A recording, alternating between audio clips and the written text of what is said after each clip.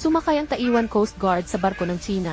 Pinigilan ang ilegal na paghukay ng buhangin. Madalas pumasok ang mga barkong Tsino sa Taiwan Bank sa timog kanluran ng Penghu. Mas lumala ang pagpasok. Iniulat ng Xinhua noong Disyembre 6 naglabas din ng larawan. Nagpadala ang Fujian Maritime, 3 opisyal na barko, kasama ang Haixun 06 sa Taiwan Bank, nagsagawa ng rescue drill. Ito ang unang beses ng China naglayag ang opisyal na barko sa Taiwan Bank. Kahit tawag nilang drill, sa totoo hamon ito sa jurisdiksyon ng dagat ng Taiwan. Ang Haixun 06 ay 6,000 toneladang patrol. Nakilahok din ang Haixun 0802, malumanay ngunit nagpapakita ng kontrol, ipinapakitang pinalalawak ng China. Taiwan Bank ay nasa timog ng midline, mga 55 kilometro mula Kimi Penghu, bahagi ng exclusive economic zone ng Taiwan, mahalaga sa pangingisda ng Penghu.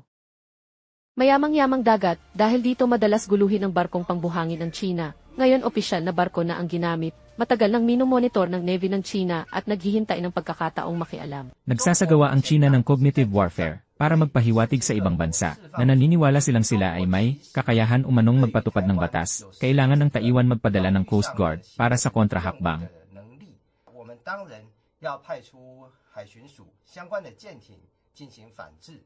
Alam na ito ng Taiwan Coast Guard, naglabas sila ng pahayag. Ang barkong opisyal ng China ay nasa kanluran ng midline. Sa gilid na drill daw ito ng China. Katotohanang panggugulo ito sa Taiwan, hindi ito law enforcement. Gumamit ang China ng maling paglalarawan upang lituhin ang lokasyon, typical na gray zone tactics sa kilos at sa narrative warfare. Patuloy na tinutulak ng China ang hangganan ng Taiwan. Kailangang malinaw ang posisyon ng Taiwan. Hindi papayag na pahinain ng China ang soberanya sa pamamagitan ng kalabuan.